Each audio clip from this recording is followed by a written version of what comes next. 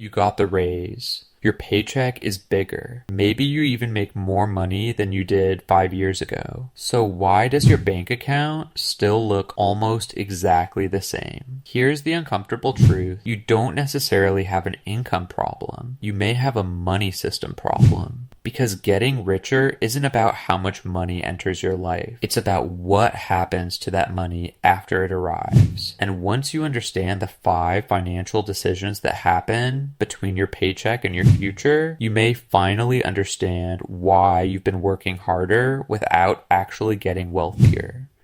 The $5,000 raise that changed nothing, imagine someone named David. David is 32. 5 years ago, he was earning $55,000 a year. Today, he's making $70,000. On paper, his financial life should look dramatically better, but it doesn't. His apartment costs more, his car payment is higher, his insurance increased, he eats out more often, there are more subscriptions, and somehow, at the end of the month, there's still almost nothing left. The strangest part? David isn't irresponsible. He doesn't buy luxury watches. He isn't flying first class. He isn't throwing money away every weekend. He's doing what millions of people do. His lifestyle quietly expanded to absorb his income. And that's where the trap begins. Your paycheck has a destination. Every dollar you earn is going somewhere. The question is whether you decided where it goes or whether your lifestyle decided for you. Think about your paycheck as water flowing through a series of pipes. The first pipe is housing, then transportation, then food, then subscriptions, then debt payments, then entertainment, then random purchases. And whatever survives all of that gets called savings. That's backwards, because saving whatever happens to be left over means your future gets paid last. And your future is terrible at competing with today's desires. Today's restaurant is real. Today's new phone is real. Today's vacation is real. Retirement is 20 or 30 years away. Your brain naturally prioritizes what's happening now. That's why building wealth requires something more powerful than motivation. It requires a system. The first leak. Expensive debt lets start with a financial leak that can destroy years of progress. High interest debt. Imagine you owe $8,000 on a credit card. You might look at that number and think, I'll pay it down eventually. But interest doesn't wait for eventually. Every month, the balance creates another financial obligation. And unlike an investment, your debt doesn't need the economy to perform well. It doesn't care whether the stock market rises. It doesn't care whether your salary increases. The interest keeps running. That's why one of the most important financial moves you can make is identifying your most expensive debt. Not the debt with the largest balance, the debt with the highest interest rate. Because paying down a high interest balance is effectively removing a guaranteed financial drag from your life. And here's where psychology gets involved. Many people want to start investing immediately because investing feels like progress. Watching an investment account rise feels exciting. Paying off a credit card, not so exciting. But financial progress isn't always visually impressive. Sometimes wealth begins with something boring, eliminating the things that are working against you. The second leak, no financial buffer. Now imagine David finally pays off that credit card. He's proud. He feels free. Then 3 months later, his car needs an unexpected repair. A large bill arrives. His paycheck is temporarily interrupted. He has no cash reserve. So what happens? He reaches for the credit card again. And suddenly, the debt he spent months eliminating comes right back. This is why an emergency fund isn't really an investment. Its job isn't to make you rich. Its job is to prevent one bad week from destroying your financial plan. Start small. You don't need to build a giant emergency fund overnight. The first goal can simply be creating enough cash to handle a relatively small surprise without borrowing. Then, once expensive debt is under control, you can work toward a larger reserve that covers several months of essential expenses. Think of it as a financial shock absorber. You don't install airbags because you plan to crash. You install them because you know unexpected events happen. Your emergency fund serves the same purpose. The third leak, trying to remember everything here's a strange thing about personal finance. People often expect themselves to make the right decision thousands of times. Every payday, should I save this month? Every purchase, can I afford this? Every bill, should I cancel this? Every market decline, should I keep investing? That's exhausting. And eventually, you stop doing it. The solution isn't becoming more disciplined, it's removing as many decisions as possible. Automate the boring stuff. Your paycheck arrives, money automatically moves toward savings. Another amount moves toward investments. Bills are paid automatically. Debt payments happen automatically. Now you're no longer depending on how motivated you feel on a random Tuesday night. Your financial system keeps working, even when you don't. That's powerful because wealth is rarely built through one heroic financial decision. It's built through hundreds of small decisions that happen repeatedly.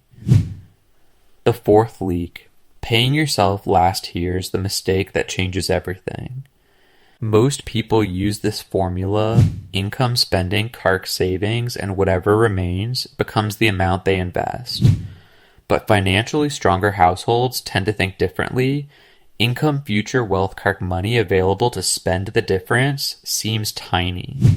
Behaviorally, it's enormous. Instead of asking, how much can I save after everything else? You decide, this percentage belongs to my future. Then you build your lifestyle around what remains. That doesn't mean you have to live miserably. It means your future gets a seat at the table. And here's where the next level begins. Because saving money is important, but saving alone doesn't automatically create significant wealth. At some point, you need to turn your surplus into ownership. The 5-minute financial audit before you do anything complicated. Open your banking app tonight. Write down 5 numbers. Your monthly income, your essential expenses, your total debt, your available cash, your investments. Don't judge the numbers. Don't make excuses. Just write them down. Because you can't improve a financial system you refuse to look at. And you may discover something uncomfortable. Maybe you're earning enough but spending too much. Maybe you're spending reasonably but carrying expensive debt. Maybe you're saving but not investing. Maybe you're investing but have no emergency buffer. Your biggest financial problem is probably not everything.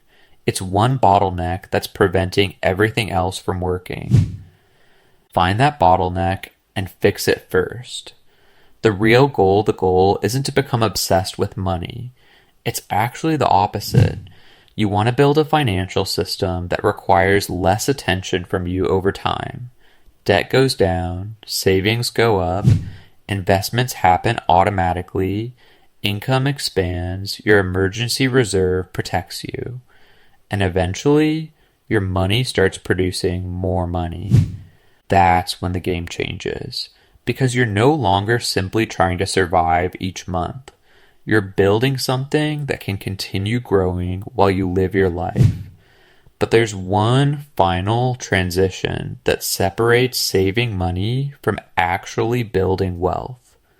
And that's where we're going next. Part 2, from making more money to actually keeping it, the biggest mistake people make after increasing their income is assuming the hard part is over. It isn't. Because earning more money only creates potential. What you do with that additional money determines whether it becomes wealth or simply becomes a more expensive lifestyle. The income trap let's go back to David. He finally gets another raise. His salary jumps from $70,000 to $85,000. He feels like he's finally getting ahead, so he upgrades the apartment, gets a newer car, starts eating at better restaurants, takes a more expensive vacation. None of these decisions seem outrageous individually. That's what makes lifestyle inflation so dangerous. It's rarely one giant purchase. It's dozens of small upgrades that become permanent. And 6 months later, David is earning $15,000 more per year, but somehow still feels broke. This is why one of the most important money habits is learning to capture part of every income increase before your lifestyle gets it. If your income rises by $1,000 a month, don't immediately spend the entire $1,000. Maybe $300 goes toward investing. Maybe $200 goes toward debt. Maybe $100 goes toward your emergency reserve. And the remaining amount improves your lifestyle. Now you're doing something powerful. You're allowing your life to get better without allowing your spending to consume your entire raise. Your next financial asset is your income. There's another uncomfortable truth. Sometimes cutting expenses isn't enough. You can cancel subscriptions, stop buying expensive coffee, eat out less, shop smarter. Those things can help, but there's a limit to how much you can cut. You can't reduce your rent to zero, you can't eliminate groceries, and you can't cut your way to unlimited wealth. But your income has something your expenses don't. It can grow. That's why improving your earning ability should become part of your financial plan. Learn a skill, ask for a raise, change employers when appropriate, take on freelance work, build a small business, create something people are willing to pay for. The goal isn't to work 100 hours a week. The goal is to make each hour of your productive effort more valuable. Because an extra $10,000 of annual income can give you far more financial flexibility than saving a few dollars here and there. Then, let your money start working once high interest debt is under control, you have a reasonable emergency reserve, and you're consistently generating surplus. Now, investing becomes a much bigger priority. And this is where many people make another mistake. They search for the investment that will make them rich the fastest. That's usually the wrong question. Instead, ask, what can I consistently own for a very long time? For many people, diversified investments such as broad market index funds can provide exposure to a large collection of companies without requiring them to pick individual winners. The goal isn't to predict which company will dominate next year. It's to participate in long-term economic growth while controlling unnecessary risk. And the most important part isn't finding a magical investment. It's consistency. Because investing $500 once isn't a strategy. Investing $500 every month for years is. Take advantage of the accounts already available if you're in the United States. Don't ignore the tax advantages available through retirement accounts. Depending on your circumstances, accounts such as a 401, IRA, or Roth IRA can play an important role in long-term investing. And if your employer offers a retirement plan match, understand the rules. A match can effectively add money to your retirement savings based on your contributions. But remember, the account is the container. The investment inside it still matters. So don't confuse opening a retirement account with having a complete investment strategy. Your goal is to build a system where money regularly moves from income, surplus, investments, long-term ownership. That's the pipeline. Build a second engine. There's another reason wealthy households focus on more than one source of income. Your paycheck may be your primary engine, but eventually you want additional engines. That could be a business, freelance income, digital products, consulting, rental income, investment income.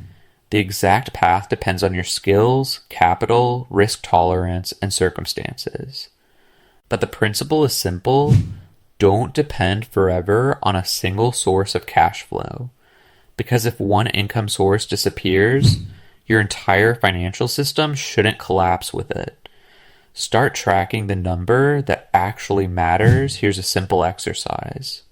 Don't just track your salary. Track your net worth. Take everything you own that has financial value, cash, investments, retirement accounts, property equity. Then subtract what you owe. Credit cards, student loans, car loans, mortgages, whatever applies to you. What's left is your approximate net worth. Now watch what happens over time. Maybe your salary stays relatively flat for a year, but your debt decreases. Your investment accounts grow, your cash reserve increases, your net worth rises. That's progress. Because a high salary can make someone look wealthy, while a growing net worth is evidence that they're actually building wealth. The final shift eventually, you want to reach a point where your financial decisions aren't driven by fear every month. A broken system says, earn, spend, worry, repeat. A stronger system says, earn, protect, eliminate expensive debt, invest, increase income, own productive assets, repeat. That's the transformation. And notice something important. None of these steps require you to become a financial genius. You don't need to predict the stock market. You don't need to find the next millionaire making cryptocurrency. You don't need to make perfect decisions. You need a system that keeps you moving in the right direction. Because wealth isn't usually destroyed by one bad financial decision. It's often lost through years of small decisions pointing the wrong way. And the good news? You can reverse that direction. Your action plan, so here's what I want you to do. First, find your biggest financial leak. High interest debt, lifestyle inflation, low savings, no emergency reserve, too little income. Identify the biggest problem. Second, build your financial buffer. Start creating cash reserves so unexpected expenses don't automatically become debt. Third, automate your progress. Savings, debt payments, and investments should happen automatically whenever possible. Fourth, increase your earning power. Don't spend your entire life trying to save your way out of a low income ceiling. Fifth, turn your surplus into ownership. Once your foundation is strong, consistently put money toward productive assets that can grow over time. And finally, track your net worth. Because the goal isn't simply to make more money, the goal is to gradually own more than you owe. That's the scoreboard. If this video made you rethink the way you manage your money, hit the like button. Share it with someone who earns a decent income but still feels like they're constantly starting from zero. And if you want more videos about money psychology, investing, personal finance, entrepreneurship, and the systems behind real wealth, subscribe to Mind Over Money. Because we're not here to chase quick money. We're here to understand why money works the way it does and how to make better decisions with it. Remember, a bigger paycheck can change your lifestyle, but a better financial system can change your future. See you in the next video.